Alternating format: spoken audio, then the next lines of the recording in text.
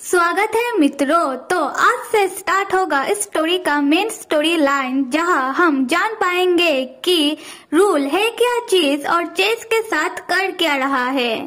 तो आज का एपिसोड स्टार्ट करते हुए जहां हम ये देखेंगे कि रूल चेस को बता रहा था कि उसने अपना मेमोरी मोरिटेट से क्यों इरेज किया और कैसे इरेज किया। सो एक्चुअली में हुआ ये था कि जब चेस का मॉम डैड कहीं होटल में गए थे, उस समय वहाँ कुछ बुरे लोगों ने अटैक करके ब्लास्ट करवा दिया था, जिससे उसका मॉम डैड तो नहीं बच पाए। तब रूल अब्रॉड में था और इस एक्सीडेंट के खबर को सुनने के बाद वो जब वापस आया तब उसने चेस को हॉस्पिटल के बेड में बहुत ही खराब हालत में देखा। और ये वही सीन है फर्स्ट एपिसोड वाला। खैर, जब चेस का मॉम डैड चल बसे, फिर चेस को बाद में नाइटमेयर आने लगे और वो ठीक से नहीं सो पाता था। तब उसने एक दिन रूल से कहा कि उसे एक दिन ठीक से विदाउट नाइटमेयर सोना है। इसी कारण वो अपना मेमोरी इरेज करना चाहता है मोरिटेट यूज करके। पहले तो रूल ने मना किया चेस को ये यूज करने से, पर जब चेस रूल को इंसिस्ट करने लगा और चेस का इतना ज्यादा डिप्रेस हालत देखने के बाद रूल बाद में मान गया।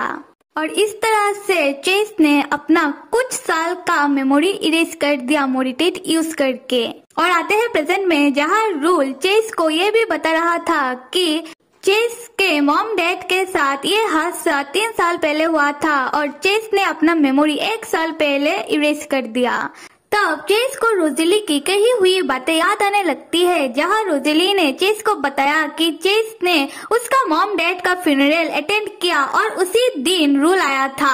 तब ये बात चेस डायरेक्टली रूल को कह देता है और पूछ लेता है कि अगर तुम जैसा कह रहे हो कि एक्सीडेंट के बाद मैं हॉस्पिटल में था और तुम उस दिन अब्रॉड से आए थे, तो ऐसा कैसे हो सकता है?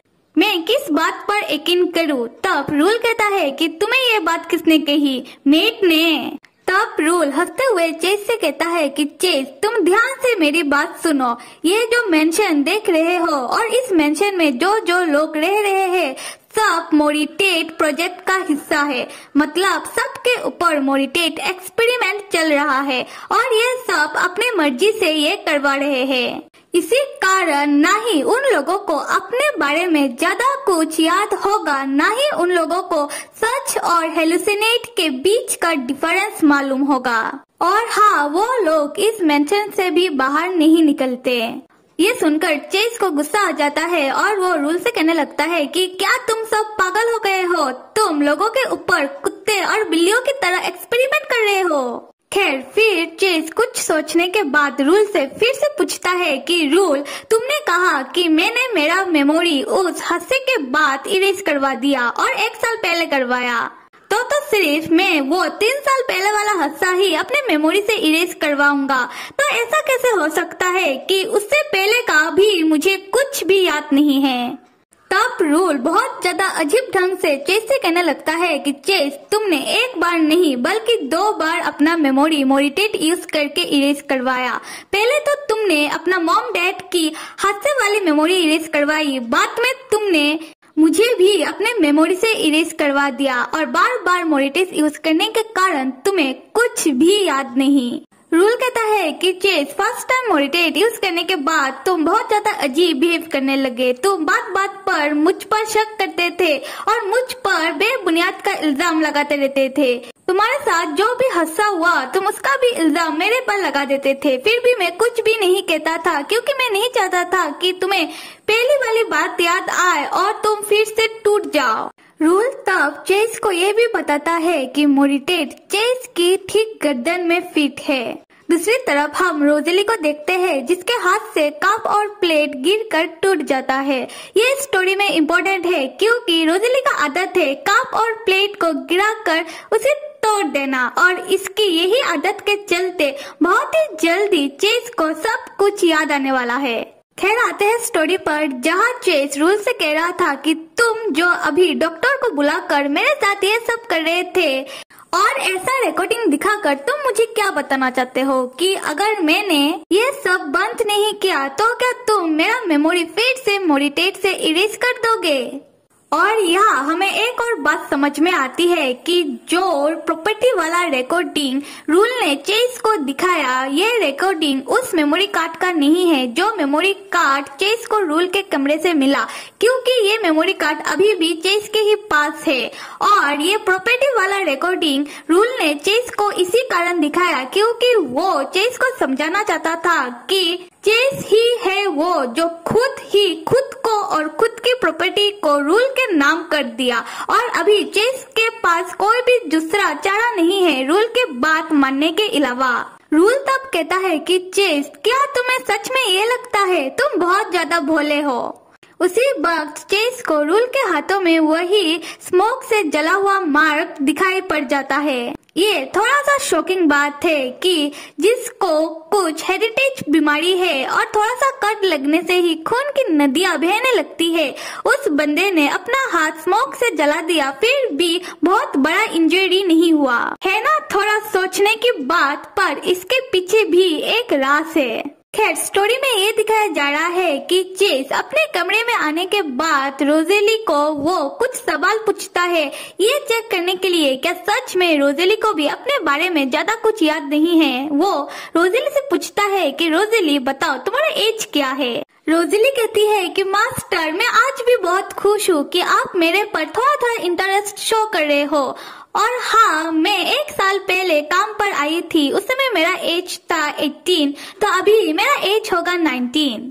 तब हम चेस को देखते हैं जो रोजेली को ही घूर रहा था और अपने मन में रूल की बात याद कर रहा था, जहाँ रूल ने चेस से कहा था कि रोजेली की एज है 23। मतलब ये सच बात है कि रोजेली ने भी अपना मेमोरी किसी कारण से इरेज करवा दिया और उसे भी अपने बारे में ज्यादा कुछ याद नहीं है। तब चेस को फिर से रूल की कुछ कही हुई बातें याद आने लगती है, जहाँ रूल ने चेस से कहा कि चेस, तुम देखना, तुम बहुत ही जल्दी मेरे पास आकर गिड़गिड़ाओगे कि तुम फिर से मेरा मेमोरी इरेज कर दो। ये सोचते हुए चेस जल्दी जल्दी में अपने बाथरूम जाकर अपने टी शर्ट को उतारकर चेक करने लगता है कि अगर उसका एक्सीडेंट जैसा कि उसे लग रहा है कुछ दिनों पहले हुआ है तो उसके बॉडी में जरूर कोई स्कार या फिर मार्क तो जरूर होगा, पर गैस व्हाट, उसे कुछ भी नहीं मिलता।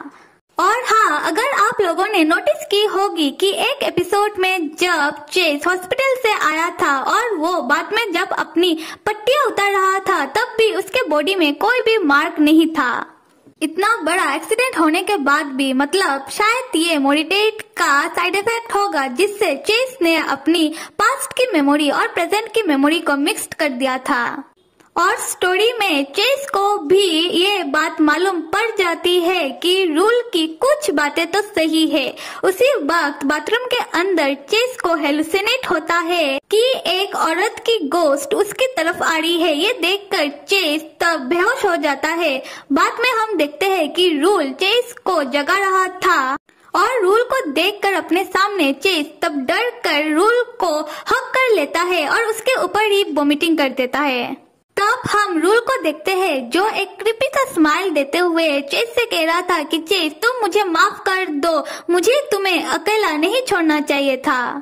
अगले सीन पर हम देखते हैं कि चेस सो रहा है और उसे एक सपना आता है जहां चेस खुद को ही पाता है कि वो कितना ज्यादा दुखी और बेबस है और पूरी तरह से रूल के ऊपर निर्भर है। ऐसा सपना देखने के बाद चेस का नींद टूट जाता है और वो मन में कहने लगता है कि क्या बेकार सा सपना था। तब चेस उठने के बाद अपने सामने रूल को जमीन में बैठा हुआ पाता है जो पूरी रात चेस का ही टेक केयर कर रहा था।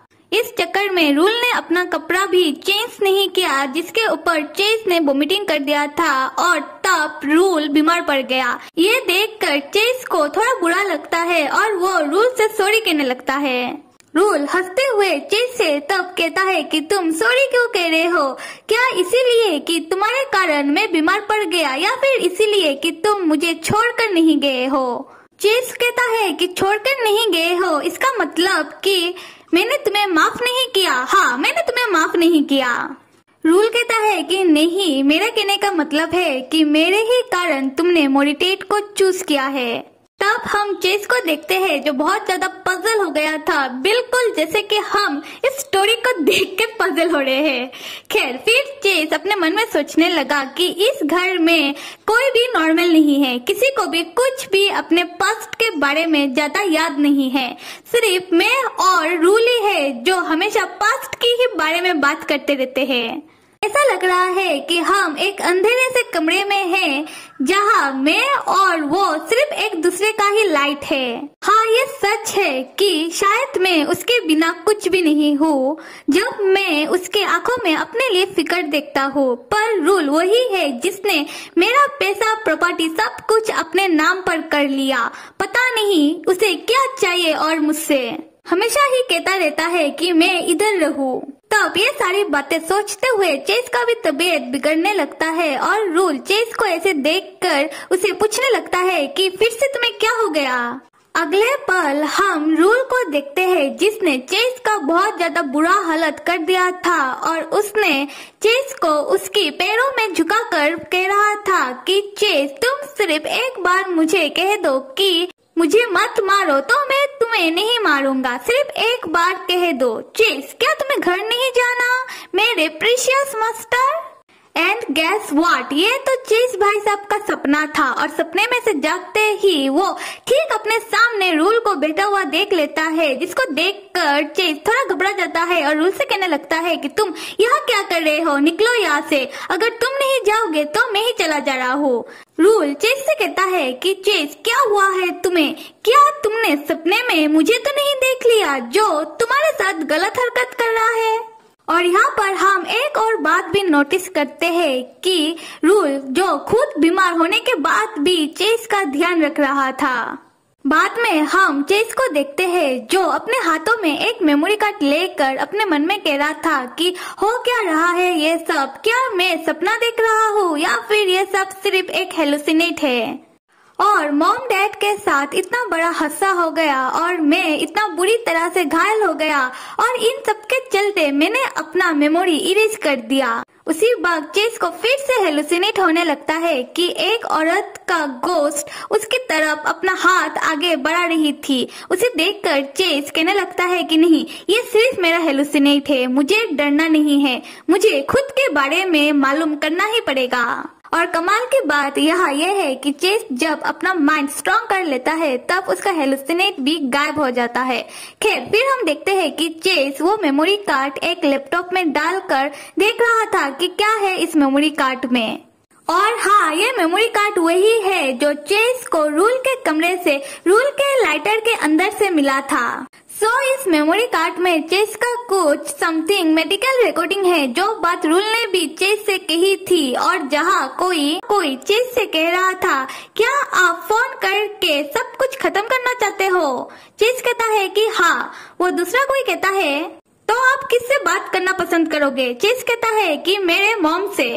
वो दूसरा कोई कहता है कि आप इस सिचुएशन में क्यों हो और इस सिचुएशन में क्या आपका पेरेंट्स आपका हेल्प कर पाएंगे? चेस कहता है कि नहीं मालूम। वो दूसरा कोई कहता है तो आपने ऐसा डिसीजन लिया ही क्यों और आपको क्या पता है कि सिर्फ एक फोन कॉल के कारण आपका पेरेंट्स का लोकेशन वो बुरे लोगों को मिल सकता है। दूसरी तरफ हम रूल को देखते हैं जहाँ वो एक नौकरानी आकर रूल को खबर कर रही थी कि चेस फाइंड आउट करने की कोशिश कर रहा है। तब रूल कहता है कि कोई बात नहीं। वो नौकरानी कहती है कि आप जो समय है वो अलग है। रूल कहता है कि फिक्र मत करो क्योंकि हमारा प्रीशियस मास्टर इस बार मुझ पर यकीन करेगा। शुरुआत में दिखाया जा रहा है कि पास्ट की कुछ बातें जहाँ पर बहुत सारा प्रेस मीडिया आया हुआ है और चेस की मॉम मोरिटेट को उनके कंपनी के नाम पर इंट्रोड्यूस कर रही थी और कह रही थी कि उनके कंपनी ने मोरिटेट को बनाया है और मोरिटेट कितना ज्यादा फायदेमंद है लोगों के लिए जिसको यूज करके लोग अपना बैड मेमोरी इरेज कर पाएंगे और खुशी खुशी अपना लाइफ जी पाएंगे।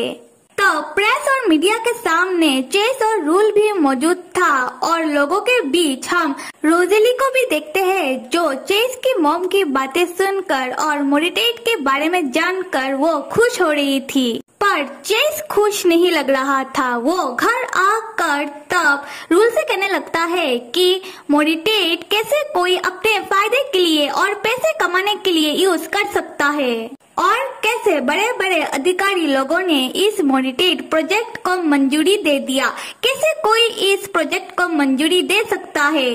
ऐसा लग रहा है कि उसकी मॉम जो मोरिटेट को अपने कंपनी के फायदे के लिए यूज करना चाहती है, चेस को ये बात पसंद नहीं आ रही। रूल तब चेस को समझाते हुए कहने लगता है कि गॉड मदर जो कर रही है उन्हें वो करने दो, तुम इतना ज्यादा गुस्सा मत करो। अभी आते हैं प्रेजेंट में और ये था चेस का सपना। एक्चुअली ये सपना नहीं था, ये था चेस का मेमोरी का कुछ हिस्सा जो वो सपने के द्वारा देख रहा था। और ये मेमोरी चेस को वही मेमोरी कार्ड सुनने के बाद याद आने लगे।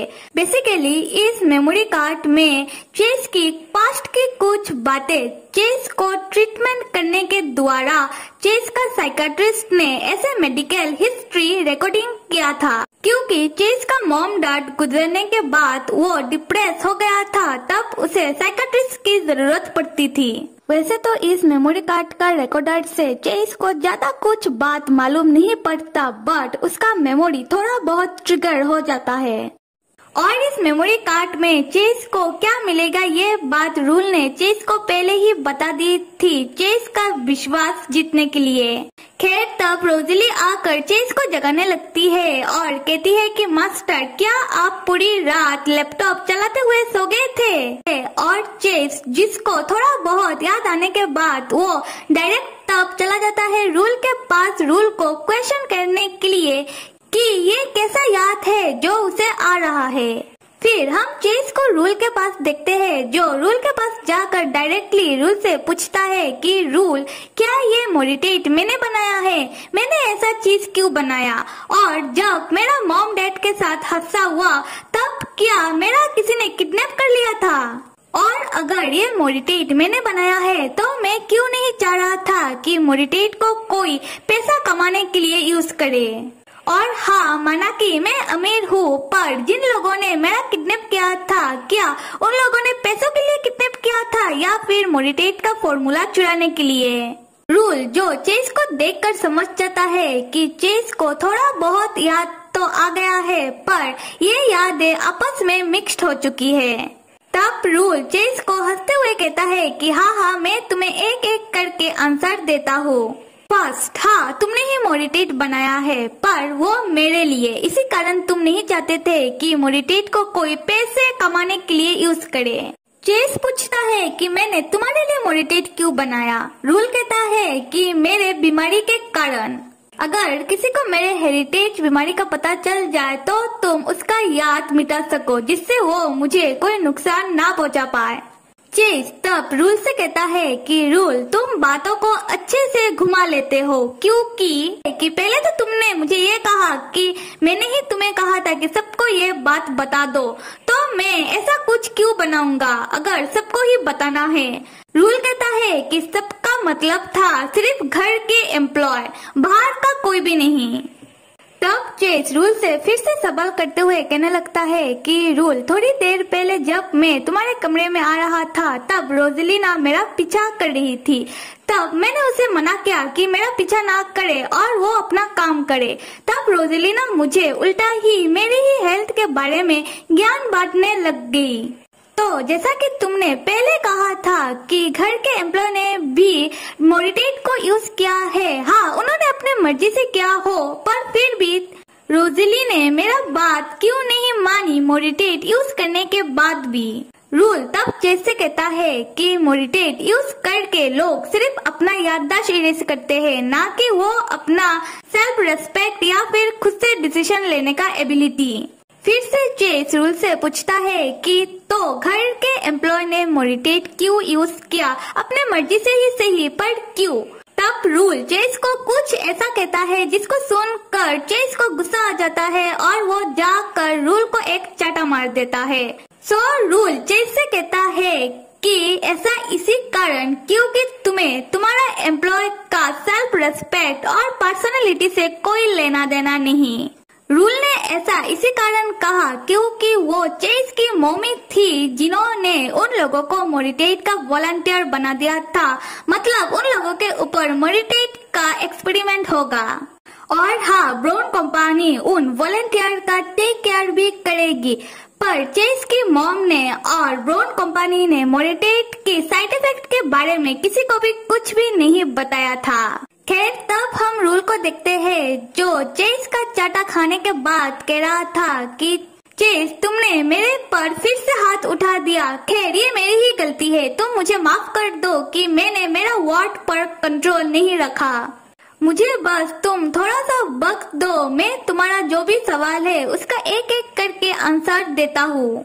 तब हम रूल को देखते हैं जिसे चेस के ऊपर गुस्सा तो बहुत आ रहा था, पर वो चेस को कुछ भी नहीं कहता, बल्कि उल्टा वो चेस को ही सॉरी कहने लगता है। तब रूल चेस को चेस की मॉम डैड के गुजर जाने के बाद का पास्ट बताने लगता है कि कैसे फर्स्ट टाइम मोरिटेट यूज करने के बाद मोरिटेट का साइड इफेक्ट चेस के ऊपर होने लगा और उसका मेमोरी कैसे धीरे धीरे करके पजल होने लगा। और हाँ, तब वो कैसे डिप्रेस रहता था और उसका वन एंड ओनली सेवियर तब रूल बन गया। मेरे प्यारे मित्रों, रूल क्या बताएगा चेस को, क्या है चेस का पास्ट और वो कौन सी कहानी चेस को सुनाएगा, ये सब जानने के लिए हमें देखना पड़ेगा नेक्स्ट एपिसोड। तब तक आप सब लाइक, सब्सक्राइब और कमेंट करना तो बिल्कुल भी मत भूलिएगा। Till then stay with me and see you.